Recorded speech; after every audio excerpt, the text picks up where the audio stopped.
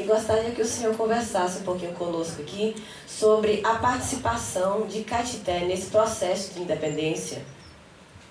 Boa noite, Luana, professora Fernanda, senhoras e senhores.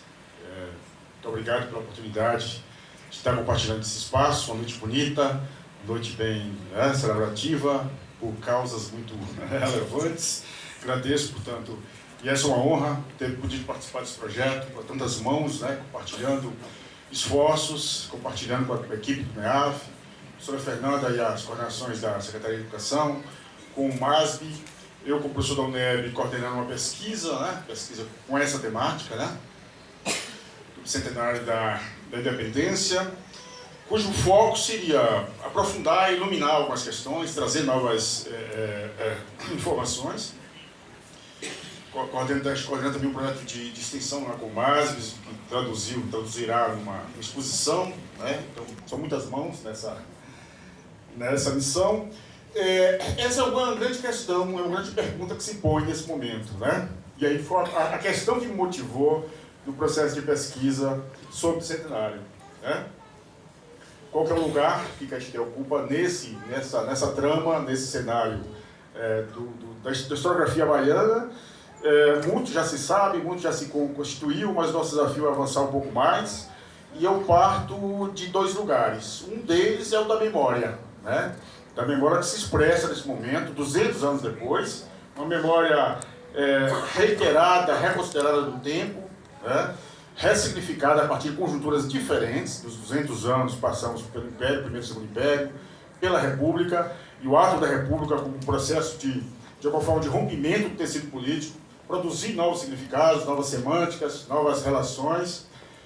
A própria República tem vários desdobramentos, e cada um deles também vivemos rupturas, a história é feita de rupturas e continuidades, e a partir de todas as rupturas dos 200 anos, muitos permanecem, e a memória sobre o 2 de julho é um dos elementos mais significativos. Então essa é uma pista interessante, Pensarmos que Caetité, longe do que a gente chama de teatro de guerra, que é o Recôncavo da Bahia e Salvador, ela consegue, 200 anos depois, manter o enraizamento dessa memória, é indicativo de que os significados dessa memória no cenário histórico eram muito mais, ou são, tem uma consistência muito maior do que a gente acredita, Então esse é um ponto.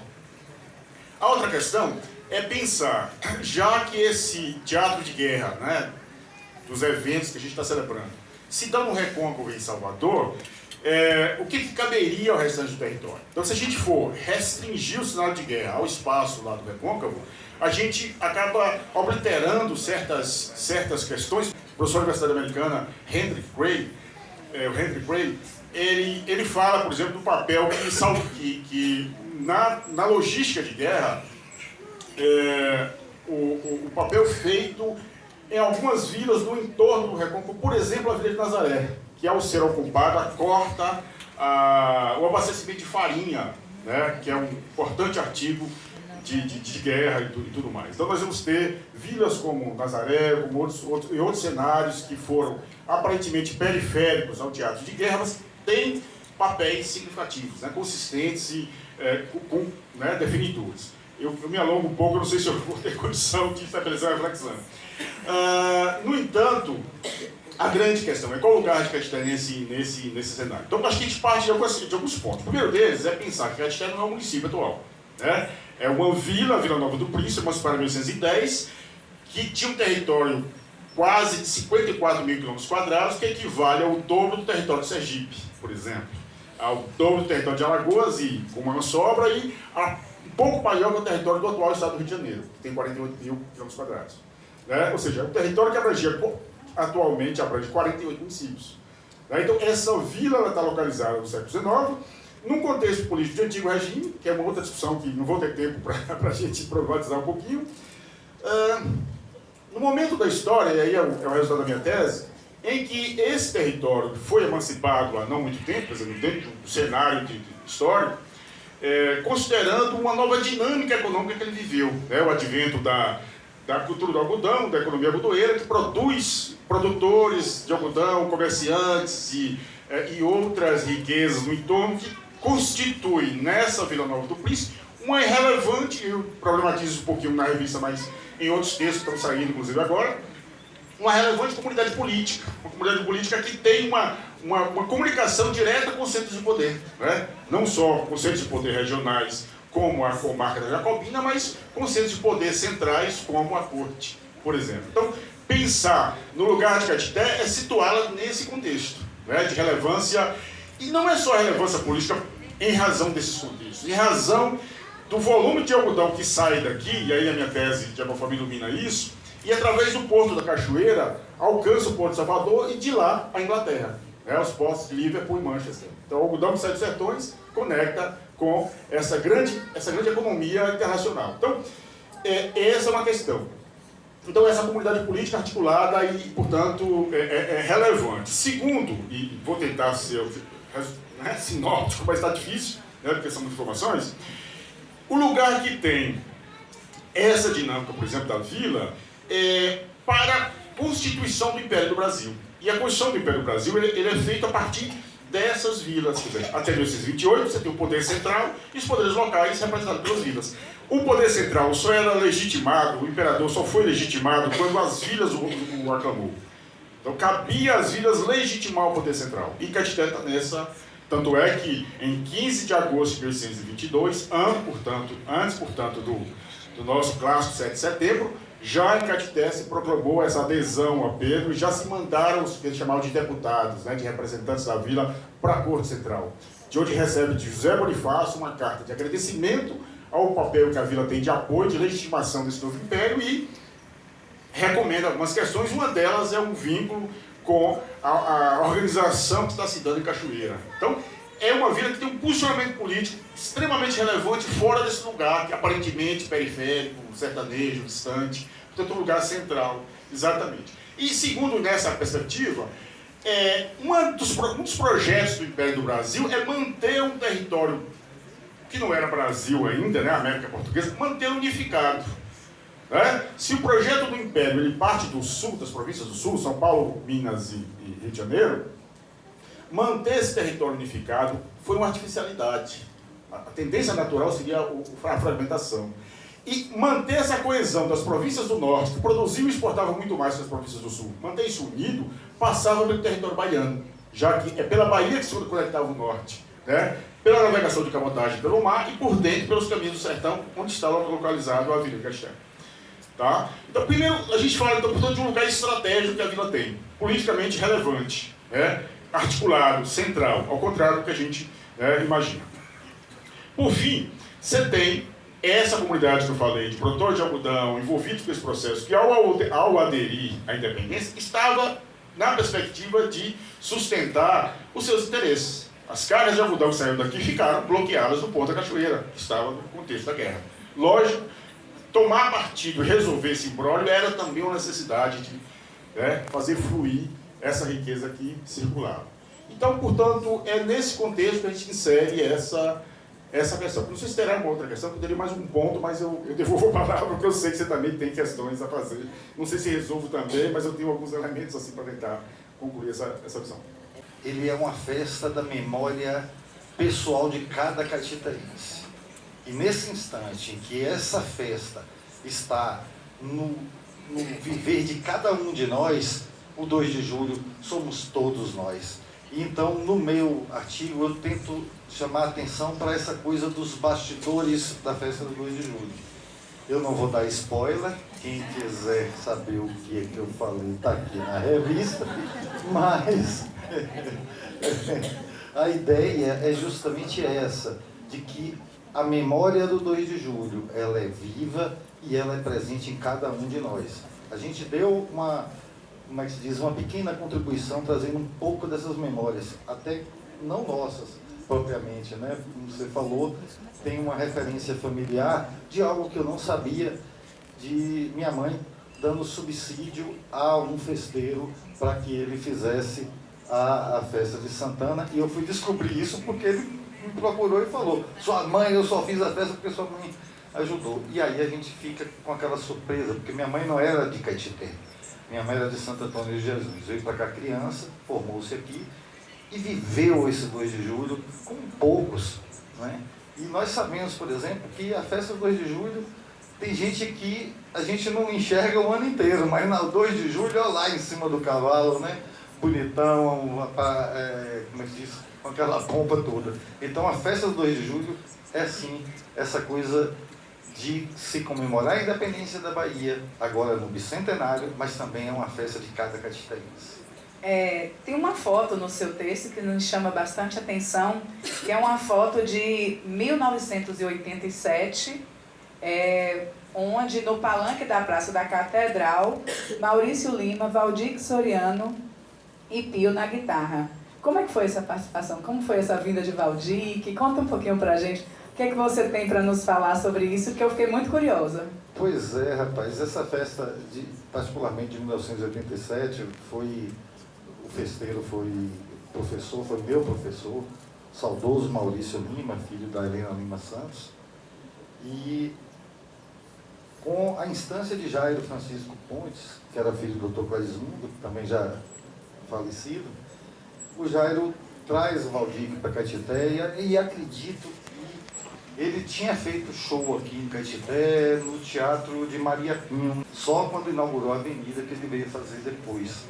Então, era o grande artista caetitense que estava se apresentando pela primeira vez em praça pública, né? Então, na memória familiar, por exemplo, como é que fala? Foi o ponto alto da festa do 2 de julho, o Valdir cantando, nesse palanque.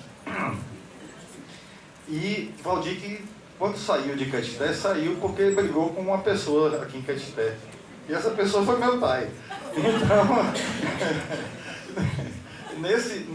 nessa data, acho que acredito até que na vinda de Edilson Moore ali, Jairo fez as pazes de Luiz Otto, meu pai, com Valdir Soriano, que a Patrícia Pilar tenta reproduzir no filme dela como se fosse ali do filme dela, né?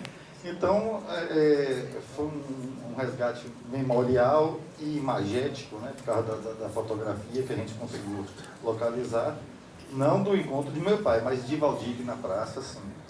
Como eu disse, o seu texto ele é muito interessante, eu me deliciei com ele.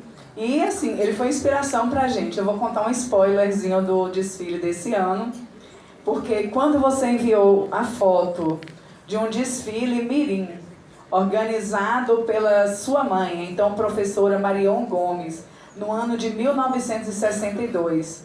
E meu coração, como professora, derreteu. Gente, uma foto de um desfile mirim, de criancinhas com os cavalinhos de cavalo. Tem alguém presente aqui que tá na foto. Alguns alunos, que massa. Gente, meu coração de professora pipocou na hora. A gente vai reproduzir esse quadro porque eu achei a coisa mais fofa do mundo, 2 de julho mirim. E, como eu disse, seu texto é uma delícia e essa memória foi muito interessante. Não sei se você quer comentar sobre... Eu não, vocês vão ter que pegar a revista depois. Se quiser autógrafo a gente dá também.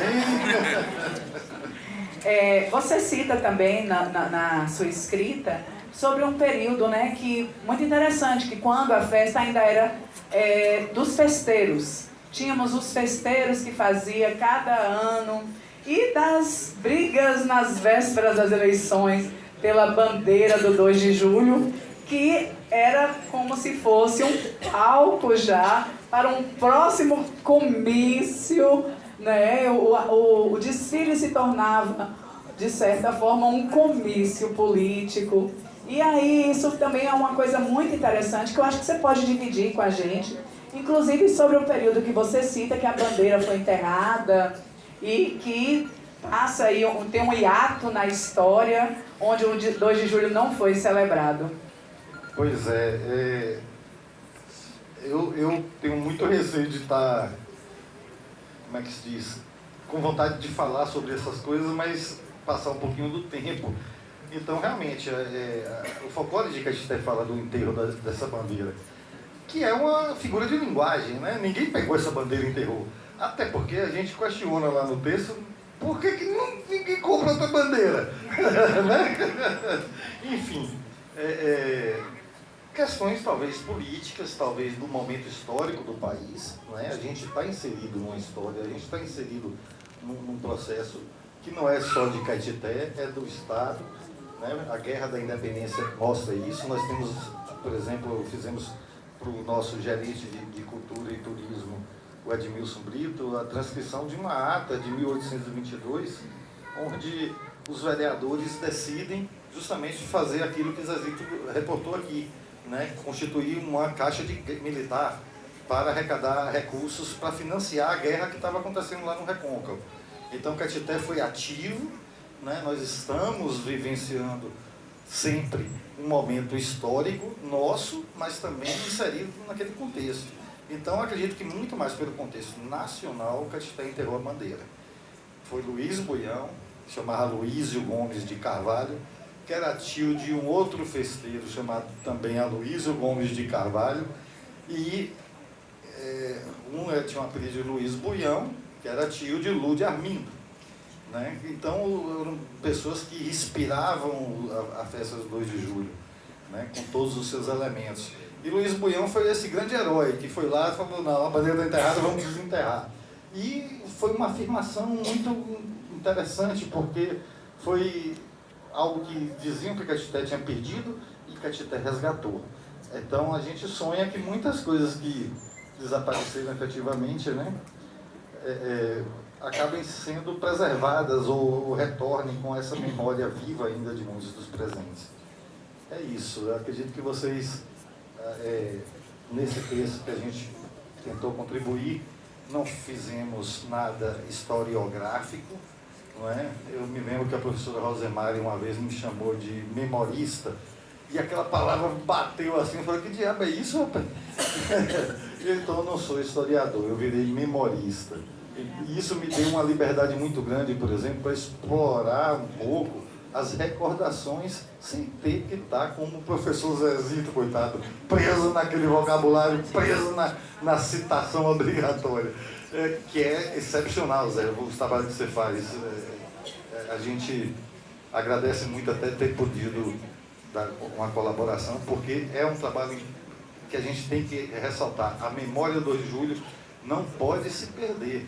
Essa memória que a gente está colocando aqui é a minha, mas eu garanto que cada um de vocês tem a sua, né? Se vocês trabalharem isso de manter viva as imagens, as fotografias e tudo, para que Caetité daqui a 100 anos, né, nos 300 anos da independência da Bahia, aí o pessoal vai lembrar, olha lá como é que eles faziam, né? Como era bonito, como era gostoso. E por isso a importância da continuidade de outras publicações, né, da revista, porque a gente sabe que aqui é só mesmo um projeto inicial de algo muito grandioso que a gente tem que registrar para não se perder.